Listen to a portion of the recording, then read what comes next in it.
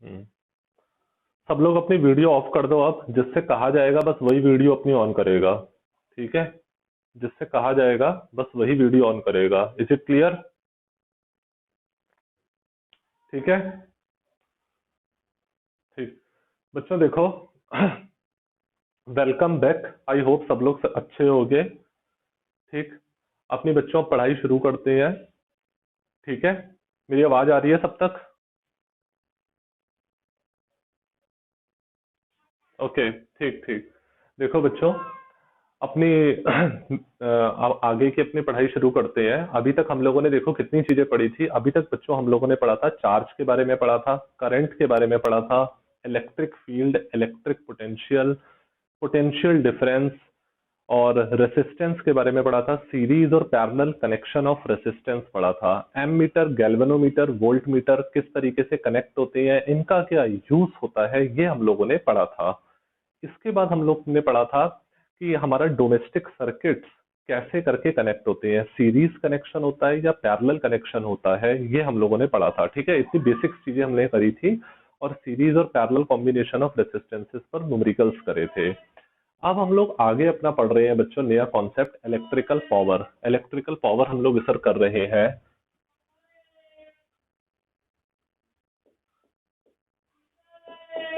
Electrical power. तो electrical power बच्चों होता क्या है? देखो, फिजिक्स में कभी भी पावर आ जाए तो पावर का मतलब होता है कि rate of flow of work, rate of work done, rate of work. ठीक है, पावर का मतलब होता है रेट ऑफ वर्क। देखो फिजिक्स में कहीं पर भी रेट वर्ड आ जाए तो इसका मतलब उस क्वांटिटी को टाइम से डिवाइड कर रहे हैं। जैसे वेलोसिटी रेट ऑफ डिस्प्लेसमेंट, यानी कि displacement upon time. Speed rate of distance, यानी कि distance upon time. Current rate of flow of charge, यानी कि चार्ज अपॉन टाइम। इसी तरीके से पावर क्या होता है? रेट ऑफ वर्क डन, यानी कि वर्क अपॉन टाइम। तो ये हमें पावर ये बताता है कि कोई वर्क कितने टाइम में कंप्लीट हो रहा है, वर्क कितने टाइम में कंप्लीट हो रहा है। ठीक है, ये हमें इलेक्ट्रिक पावर बताता है। तो इलेक्ट्रिक पावर का जो जनरल फॉर्मूला होता है बच्चों, वो हमारा होता है इलेक्ट्रिकल पावर का जो बेसिक फॉर्मूला होता है वो होता है हमारा work done upon time taken, work done upon time taken. ये हमारा इसका फॉर्मूला होता है, work done upon time taken. Okay, तो ये हमें यही बताता है कि कोई मशीन की कितनी पावर है, यानी कि कोई कितना वर्क कितने कम टाइम में कंप्लीट कर सकती है। जो ज्यादा वर्क कम टाइम में कंप्लीट करेगी उसकी पावर उतनी अच्छी होगी। कि वर्क टाइम के रिस्पेक्ट में कैसे कंप्लीट हो रहा है। अब देखो, इलेक्ट्रिकल पावर को हम लोग बच्चों ऐसे भी कह सकते हैं। अगर हम लोग देखते हैं इलेक्ट्रिकल पावर, इलेक्ट्रिकल पावर, तो इसे हम पी से रिप्रेजेंट कर देते हैं। ये आ जाता है वर्क अपॉन टाइम। फाइन। अब देखो, अगर इसके एसआई यूनिट देखते हैं बच्चों, तो एसआई यूनिट, एसआई यूनिट का मतलब होता है स्टैंडर्ड इंटरनेशनल यूनिट, यानी कि जो ग्लोबली एक्सेप्टेड होती है। ऑल ओवर द वर्ल्ड आपकी जो यूनिट एक्सेप्टेड है, वो इसकी एसआई यूनिट ऑफ पावर क्या होती है?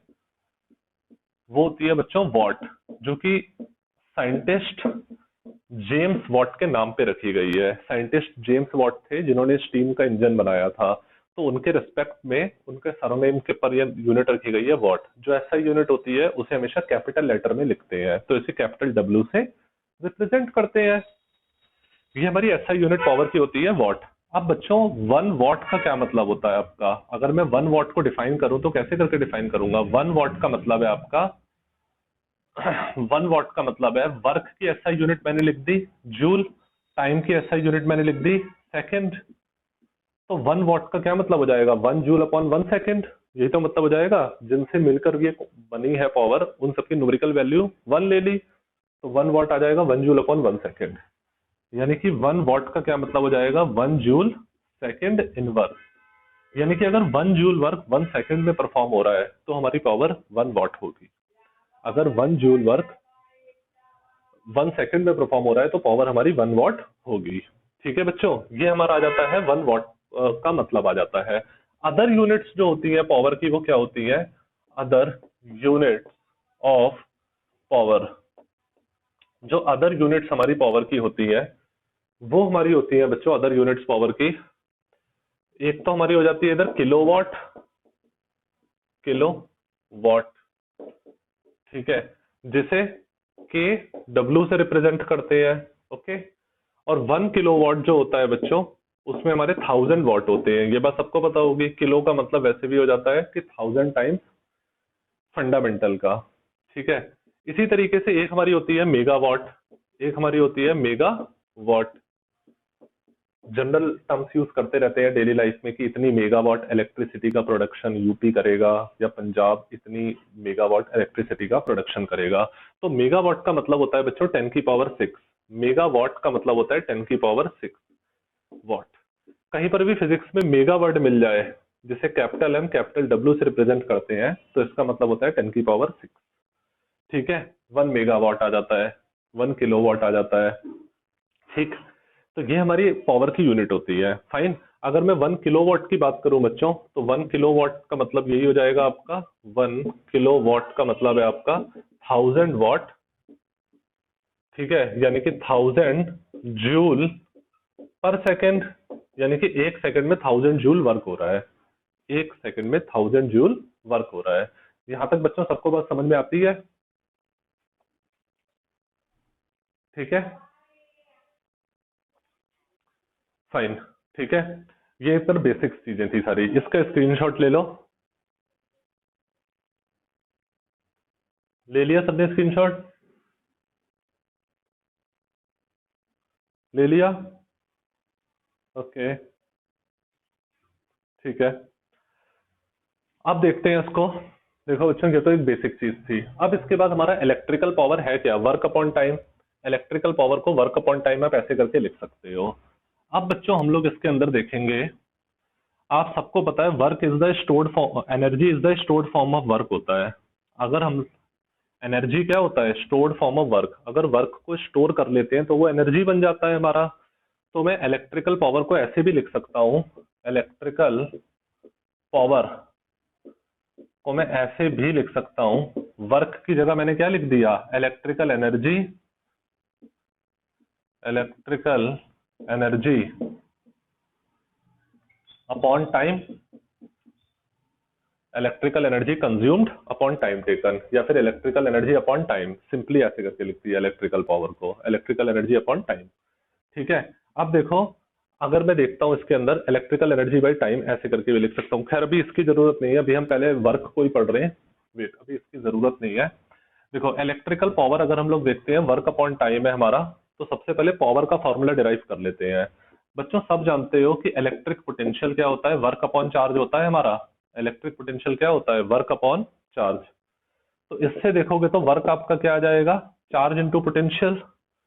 वर्क क्या आ जाएगा आपका? Charge into potential. Electric potential work upon charge होता है, तो वर्क क्या आ जाएगा आपका? चार्ज इंटू पोटेंशियल आ जाएगा, ठीक है। तो इससे देखोगे, सो आपका पावर का फॉर्मूला क्या बन जाएगा? डब्ल्यू की जगह मैंने इधर पुट कर दिया क्यू वी बाई टाइम, ये पुट कर दिया। अब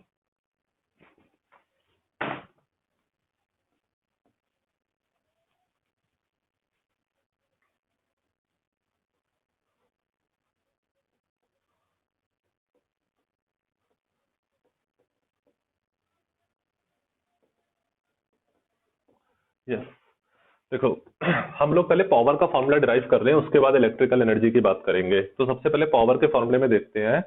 इलेक्ट्रिक पोटेंशियल का फॉर्मूला होता है बच्चों वर्क अपॉन चार्ज, कि हमें कितना वर्क करना पड़ेगा चार्ज को इंफिनिटी से इलेक्ट्रिक फील्ड के अंदर लाने में, ठीक है। ये इलेक्ट्रिक पोटेंशियल होता है। तो इससे मैंने देखा वर्क आ जाएगा Q V, charge into potential. तो पावर क्या आ जाएगा आपका? वर्क की जगह मैंने पुट कर दिया क्यू वी बाई टाइम। अब आप बच्चों ये जानते हो कि सिंस चार्ज अपॉन टाइम ये आपका करंट होता है, चार्ज अपॉन टाइम आपका क्या होता है? करंट, ठीक है। तो आप कह सकते हो, सो इसे चलो कैपिटल आई से लिख दिया, चार्ज अपॉन टाइम आपका करंट। सो आपका पावर क्या आ जाएगा बच्चों? पावर आ जाएगा, चार्ज अपॉन टाइम को आपने करंट लिख दिया, तो इधर आ जाएगा आपका वोल्टेज इनटू करंट। ये पावर का एक फॉर्मूला आपका आ जाता है। पावर का फॉर्मूला क्या होता है? इलेक्ट्रिकल पावर का वोल्टेज इनटू करंट। ये आपका पावर का फॉर्मूला होता है। यहां तक सबको बात समझ में आई?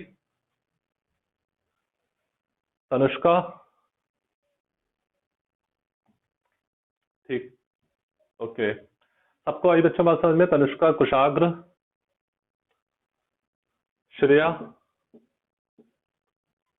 ओके, ठीक है। अब देखो बच्चों, आप ये सब जानते हो कि पावर आपका वोल्टेज इनटू करंट होता है। अब सिंस ये हमारा करंट क्या होता है, या फिर सबसे पहले देखते हैं वोल्टेज। वोल्टेज का फॉर्मूला, वोल्टेज क्या होता है आपका, करंट इनटू रेसिस्टेंस होता है। ओम्स लॉ के अकॉर्डिंग वोल्टेज यही तो होता है आपका, करंट इनटू रेसिस्टेंस। ठीक है, तो आपका पावर का दूसरा फॉर्मूला क्या हो जाएगा, वोल्टेज की जगह मैंने पुट कर दिया current into resistance into current, तो पावर आपका इधर क्या आ जाएगा बच्चों, करंट का स्क्वायर इनटू रेसिस्टेंस, करंट का स्क्वायर इनटू रेसिस्टेंस। ये आपका पावर का दूसरा फॉर्मूला आ जाता है। ये बात आती है समझ में? ठीक है श्रेया, ठीक तनुष्का, ओके, ठीक है। ये वाला आपका फॉर्मूला दूसरा पावर का आ जाता है आई स्क्वायर आर। इसके बाद बच्चों एक और हमारा फॉर्मूला होता है सिंस। अब मैंने current is equal to voltage upon resistance होता है। करंट इज इक्वल टू क्या होता है आपका, वोल्टेज अपॉन रेसिस्टेंस। पहले मैंने ओम्स लॉ से वोल्टेज की वैल्यू इस इक्वेशन में पुट कर दी, अब मैंने ओम्स लॉ से करंट की वैल्यू इस इक्वेशन में पुट करूंगा। Current is equal to voltage upon resistance, using this in first, using this in first. ठीक है, सो आपका पावर का तीसरा फॉर्मूला क्या आ जाता है बच्चों, वी, आई की जगह वी बाई आर। ठीक है, वी बाई आर। तो इससे पावर का फॉर्मूला क्या आ जाता है आपका, वी स्क्वायर बाई आर। इधर लिख देता हूं, ठीक है, इधर लिख दिया। सो पावर आ जाएगा आपका V square upon resistance, power आपका वी स्क्वायर अपॉन रेसिस्टेंस आ जाएगा। ये आपका तीसरा फॉर्मूला हो जाता है। ठीक है, ये आपका हो जाता है बच्चों तीसरा फॉर्मूला। फाइन। तो आपके इस तरीके से तीन फॉर्मूले होते हैं पावर के। एक होता है आपका वोल्टेज इंटू करंट, एक होता है आपका करंट का स्क्वायर इंटू रेसिस्टेंस, तीसरा होता है वोल्टेज का स्क्वायर अपॉन रेसिस्टेंस। यहाँ तक बच्चों सबको बात आती है समझ में? यहाँ तक आती है बात समझ में सबको? ओके, ठीक है, फाइन। अब देखो बच्चों, इसमें सबसे इंपॉर्टेंट चीज देखो, यही कॉन्सेप्ट आपका 12th और आईआईटी नीट में भी आता है। अब बहुत इंपॉर्टेंट कॉन्सेप्ट समझ लो, हम लोग कौन सा फॉर्मूला कब यूज करते हैं।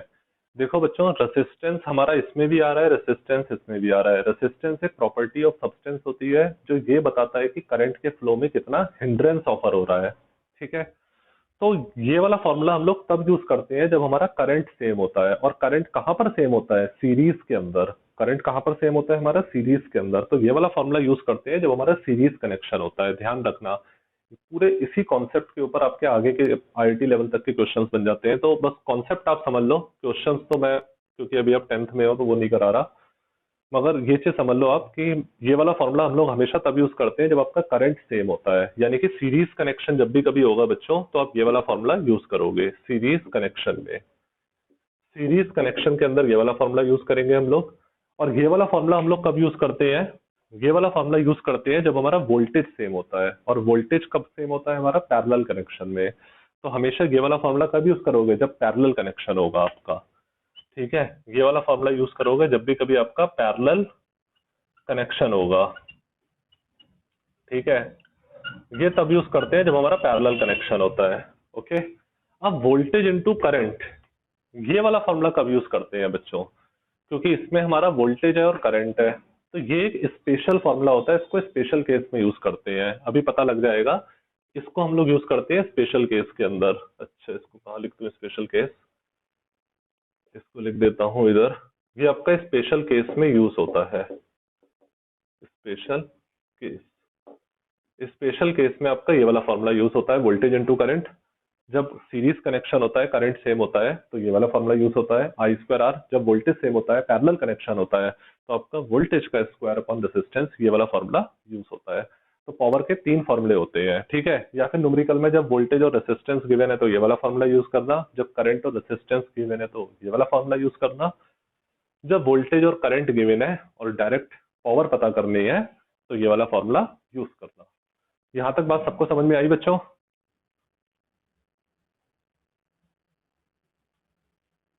ओके, ठीक है, फाइन, ओके। अब देखो बच्चों, इसका स्क्रीनशॉट ले लो, या इसका स्क्रीनशॉट ले लो। ले लिया सबने स्क्रीनशॉट इसका? ओके।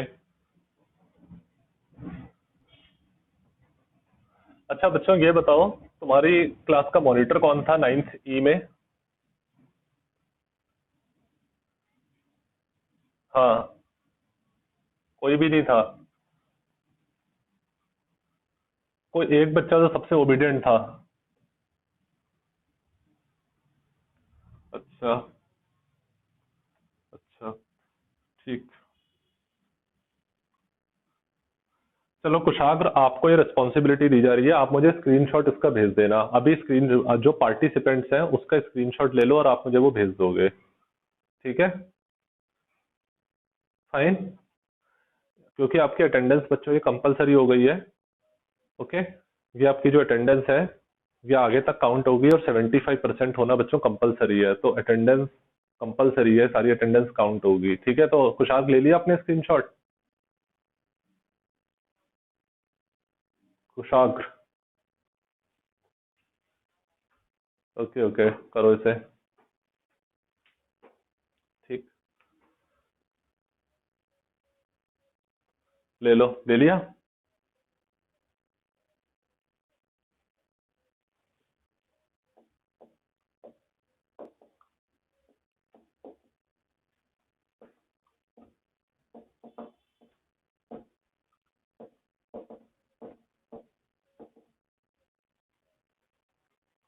ठीक है, और मुझे सेंड कर देना, ठीक है? हाँ। इसके बाद 10 मिनट के बाद जो अटेंडेंस हो जाएगी वही फाइनल अटेंडेंस होगी। इसके बाद अगर कोई बच्चा ऐड होता है तो वो अटेंडेंस में काउंट नहीं होगा उसका नाम। 10 मिनट के अंदर अंदर आपको एंटर करना ही करना है। देखो बच्चों, नेक्स्ट हेडिंग है हमारी power voltage rating of an appliance. Power voltage rating of an appliance, ये इसे स्पेसिफिकेशन ऑफ एन अप्लायंस भी कहते हैं। इसे हम लोग कह देते हैं स्पेसिफिकेशन। इसे हम लोग ये कह देते हैं स्पेसिफिकेशन ऑफ एन अप्लायंस, ठीक है? Specification of an appliance. ऐसा होता है बच्चों, अगर आप मार्केट से कोई भी चीज खरीदते हो, जैसे अगर आपने मार्केट से कभी भी सीएफएल बल्ब खरीदा हो, चाहे कोई एलईडी बल्ब खरीदा हो, चाहे मार्केट से ट्यूबलाइट खरीदो, चाहे मार्केट से मिक्सी खरीदो, हीटर खरीदो, चाहे इलेक्ट्रिकल रॉड खरीदो, तो हमेशा देखना जो उसका कवर होता है उसमें दो चीजें लिखी होती है हमारी। पावर लिखा होता है और वोल्टेज लिखा होता है। पावर और वोल्टेज दो चीजें उसमें लिखी होती है। आप मार्केट से बच्चों कोई भी इलेक्ट्रिकल अप्लायंस खरीदो, चाहे इलेक्ट्रिकल रॉड खरीदो जिसे हम लोग सर्दियों में यूज करते हैं, पानी में रख देते हैं तो पानी गर्म हो जाता है, या फिर चाहे हीटर लो, हीटर खरीदो, चाहे आप सीएफएल बल्ब खरीदो, चाहे एलईडी बल्ब खरीदो, हमेशा उसके अंदर दो चीजें आपको लिखी हुई मिलेंगी, पावर या वोल्टेज। सबने आई होप देखा होगा, पावर या वोल्टेज, ये दो चीजें उसमें लिखी होती है। तो इसी को हम लोग स्पेसिफिकेशन ऑफ एन अप्लायंस कहते हैं, या फिर इसे कह देते हैं power voltage rating of an appliance, ठीक है बच्चों? Power voltage rating of an appliance कह देते हैं कि पावर वोल्टेज से कोई अप्लायंस के बारे में हमें पता लगता है। जैसे सपोज किसी अप्लायंस में लिखा हुआ है 100 वॉट 220 वोल्ट, ठीक है? ये किसी अप्लायंस में लिखा हुआ है, तो बच्चों हमें इससे पता क्या चीज चलती है? इससे हमें ये चीज पता लगती है कि ये अप्लायंस इतनी पावर कंज्यूम करेगा अगर उसे इतना वोल्टेज मिल दिया जाता है। ये अप्लायंस इतनी पावर कंज्यूम करेगा अगर इसे इतना वोल्टेज दिया जाता है। सपोज किसी अप्लायंस में लिखा हुआ है 100 वॉट 220 वोल्ट, तो इसका मतलब कि वो अप्लायंस 100 वॉट पावर कंज्यूम करेगा अगर उसे 220 वोल्ट दिया जाता है। अगर उस अप्लायंस को 220 वोल्ट दिया जाता है तो वो अप्लायंस 100 वॉट पावर कंज्यूम करेगा। That appliance will consume this much power when this much voltage is given to it, ठीक है बच्चों? देखो, अब वोल्टेज तो हमारी लगभग सब जगह सेम ही होती है, क्योंकि सबको पता है कि इंडिया के अंदर डोमेस्टिक सप्लाई 220 वोल्ट होती है। मैंने बताया था पूरी इंडिया में हमारी जो डोमेस्टिक सप्लाई होती है, जो हमारे घरों पर बिजली आती है, जिससे हमारे सारे अप्लायंसेस पैरेलल में कनेक्ट होते हैं, यानी कि सारे अप्लायंसेस को जो इलेक्ट्रिसिटी मिलती है बच्चों वो 220 वोल्ट पर मिलती है। पावर सबकी अलग अलग हो सकती है, ठीक है? पावर सबकी अलग अलग हो सकती है। फाइन।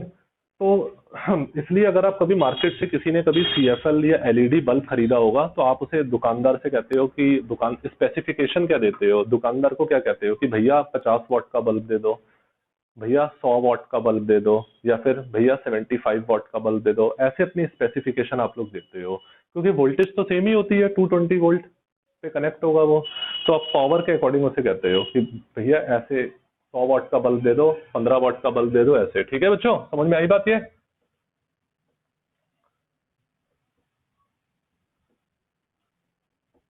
भैया रिस्पॉन्स तो दे दिया करो कि समझ में आ रहा है या नहीं। ओके, ठीक, फाइन फाइन फाइन। कोई से भी बस दो बच्चों को, दो बच्चे बस रिस्पॉन्स दे दिया करो। Yes listen. देखो इधर बच्चों, इससे हमें पता क्या चीज चलती है। देखो इससे हमें पता क्या चीज चलती है बच्चों, देखो इससे हमें ये चीज। यस,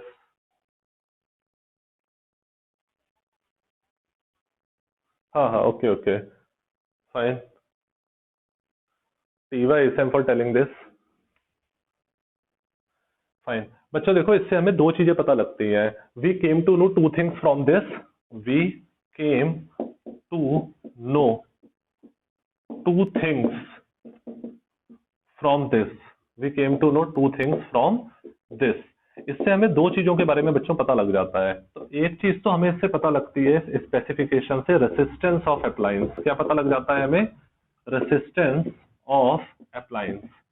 अप्लायंस का कितना रेसिस्टेंस है हमें इसके बारे में पता लग जाता है। ठीक है, क्योंकि बच्चों सब जानते हैं कि सिंस सिंस पावर क्या होता है आपका, वी स्क्वायर अपॉन रेसिस्टेंस होता है। तो रेसिस्टेंस कितना आ जाता है, वी स्क्वायर बाई पी हो जाता है। रेसिस्टेंस कितना आ जाता है, वी स्क्वायर बाई पी। ठीक है, power V square upon resistance, resistance आ जाता है V square by P. Fine. अब जैसे बच्चों किसी अप्लायंस में लिखा हुआ है 100 watt 220 volt, so it indicates that that appliance will consume 100 watt power when 220 volt is given to it. तो अब इससे रेसिस्टेंस आप पता कर लोगे, वोल्टेज का स्क्वायर कर दिया 220 इंटू 220 और अपॉन में 100 वाट पावर लिख दी। तो रेसिस्टेंस कितना आ जाएगा आपका, दो जीरो से दो जीरो कट जाएंगे, ये आ जाएगा आपका 484 ओम। ये आ जाएगा आपका 484 ओम, इधर आ जाएगा आपका रेसिस्टेंस। ठीक है, रेसिस्टेंस प्रॉपर्टी ऑफ सब्सटेंस होती है, तो इससे पता लग जाएगा कि वो इतना, वो डिवाइस, वो बल्ब, वो ट्यूबलाइट इतना हिंड्रेंस ऑफर करेगा करंट के फ्लो में। ठीक है, करंट के फ्लो में इतना हिंड्रेंस ऑफर करेगा। तो रेसिस्टेंस ऑफ अप्लायंस हमें इससे पता लग जाता है। बच्चों यहां तक बात समझ में आई? ठीक है, ओके, ठीक, ओके। अब देखो दूसरी चीज हमें इसमें क्या पता लगती है बच्चों, देखो दूसरी चीज जो हमें इसके अंदर पता लगती है, वो पता लगता है maximum current that can flow in the appliance. Maximum current that can flow in the appliance. Maximum current that can flow in the appliance.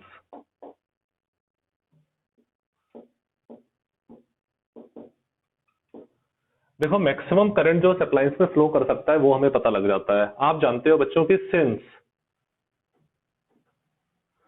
ठीक है, सिंस जो हमारा पावर होता है वो क्या होता है, हमारा वोल्टेज इनटू करंट के इक्वल होता है। तो इससे देखोगे तो करंट हमारा क्या आ जाएगा, पावर अपॉन वोल्टेज। यहां पर हम लोग ये वाला फॉर्मूला यूज करेंगे। देखो बच्चों, यहाँ पर हमें रेसिस्टेंस पता करना है, वोल्टेज पावर गिवन है, इसलिए हम लोगों ने ये वाला फॉर्मूला यूज करा, पावर इक्वल टू वोल्टेज का स्क्वायर अपॉन रेसिस्टेंस। ठीक है, kindly mute your self, and जिसने अपनी वीडियो ऑन करी है अपनी वीडियो ऑफ कर दो। ये हु इज दिस? ठीक है, अब देखो, अब यहां पर हमें करंट पता करना है, पावर और वोल्टेज गिवन है, पावर वोल्टेज गिवन है, करंट पता करना है, तो इसलिए हमने ये वाला फॉर्मूला यूज करा, power equal to voltage into current. तो करंट इससे कितना आ जाएगा बच्चों, हमारा पावर अपॉन वोल्टेज। अब इससे देखोगे तो मैक्सिमम करंट जो हमारा होगा वो आ जाएगा, मैक्सिमम करंट हमारा जो होगा वो आ जाएगा, पावर कितनी है हमारी 100 और वोल्टेज कितना है हमारा 220। तो इससे देखोगे तो मैक्सिमम करंट ये हमारा कितना आ जाएगा बच्चों, इधर 2 5 10 2 11, 5 अपॉन 11 एम्पियर आ जाएगा। जीरो से जीरो कट जाएगा, 2 5 10 2 11, 5 अपॉन 11 एम्पियर आ जाएगा। ठीक है, यानी कि इससे ज्यादा करंट अगर उस बल्ब में पास कर गया तो वो बल्ब हमारा फूक जाएगा, बल्ब हमारा खराब हो जाएगा। जो इससे कम करंट तो पास कर सकता है उसमें, बट इससे ज्यादा करंट पास नहीं कर सकता। मैक्सिमम करंट कैरिंग कैपेसिटी जो है उस बल्ब की, उस अप्लायंस की, वो इतनी है। यहां तक बच्चों बात समझ में आई सबको?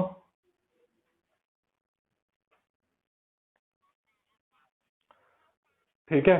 तो ये, हाँ जी, ये दो चीजें हमें बच्चों से पता लगती हैं। एक तो चीज हमें ये पता लगती है कि कितना मैक्सिमम करंट, जो स्पेसिफिकेशन होती है बच्चों, उससे हमें एक तो चीज ये पता लगती है कि रेसिस्टेंस उस अप्लायंस का कितना है। पावर वोल्टेज गिवन है, रेसिस्टेंस पता करना है, तो ये वाला फॉर्मूला यूज कर लिया, power equal to voltage square upon resistance. तो रेसिस्टेंस इधर आ जाता है आपका अप्लायंस का, और ये पता लग जाता है कि हमारा उस अप्लायंस में मैक्सिमम करंट कितना पास कर सकता है, मतलब उसकी लिमिट कितनी है, करंट कैरी कराने की उसकी लिमिट कितनी है, तो कितना मैक्सिमम करंट उसमें पास कर सकता है। इससे ज्यादा करंट पास कर गया तो वो खराब हो जाएगा।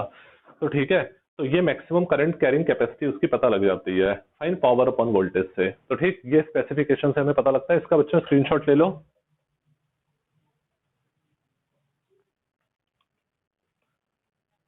ले लिया स्क्रीनशॉट, ठीक है, फाइन।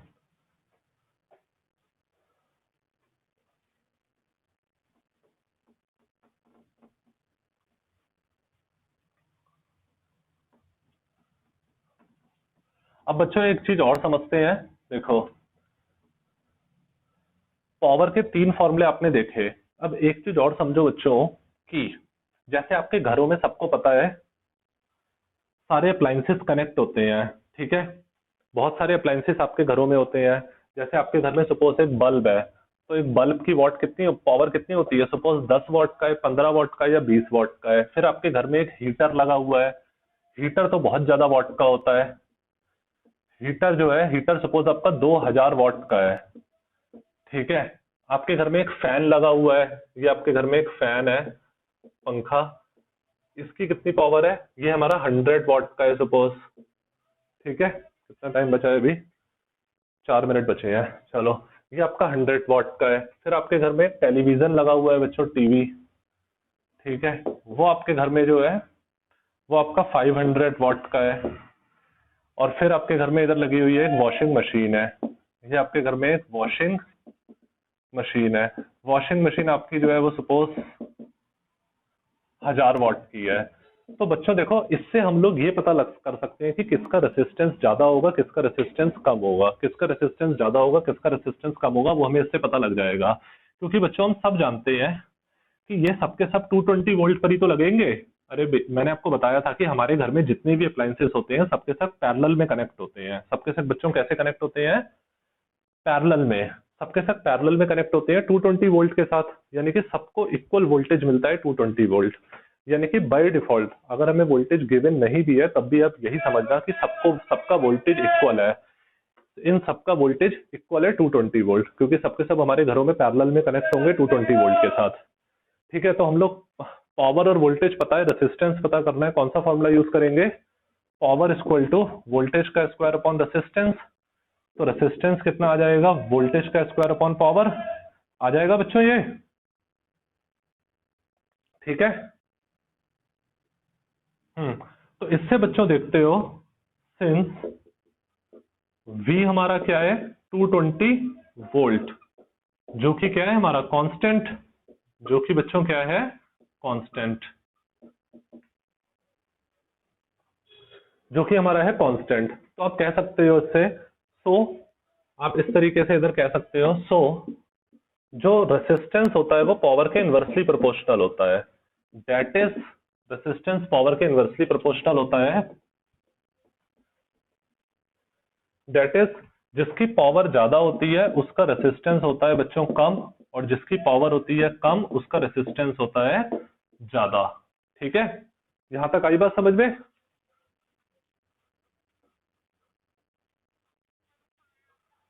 ठीक है बच्चों, फाइन। चलो फिर, यानी कि अब इसके बाद इसका स्क्रीनशॉट ले लेना, इसके बाद बाकी बाद में ही करेंगे क्योंकि मीटिंग कभी भी खत्म हो जाएगी, बहुत कम टाइम बचा है। यानी कि इसमें हमारा सबसे ज्यादा रेसिस्टेंस किसका होगा, इसका, सबसे कम रेसिस्टेंस होगा इसका, ठीक है बच्चों। ठीक, अब जब सबसे, म्यूट कर लो अपने आप को प्लीज, जब सबसे कम रेसिस्टेंस इसका होगा तो यानी कि इधर सबसे ज्यादा करंट जाएगा, ठीक है। इधर सबसे ज्यादा करंट जाएगा इसलिए ज्यादा इलेक्ट्रिसिटी कंज्यूम करेगा, इसलिए बिजली का बिल सबसे इससे ज्यादा आएगा। यहां तक लॉजिक समझ में आया ये बच्चों, जिसकी जिसकी हाँ, जिसकी जितनी ज्यादा पावर उसका उतना कम ओके ओके, देखो जिसकी जितनी ज्यादा पावर उसका रेसिस्टेंस उतना कम। इसकी ज्यादा पावर तो इसका रेसिस्टेंस कम, इसकी कम पावर तो इसका रेसिस्टेंस ज्यादा। तो इधर कम करंट पहुंचेगा, इधर ज्यादा करंट पहुंचेगा। करंट वहीं जाता है ना जहां कम रेसिस्टेंस होता है। तो इसका रेसिस्टेंस कम, इधर ज्यादा करंट जाएगा, ज्यादा करंट जाएगा तो इलेक्ट्रिसिटी ये ज्यादा कंज्यूम करेगा, इसलिए इसका बिजली का बिल ज्यादा आता है हीटर और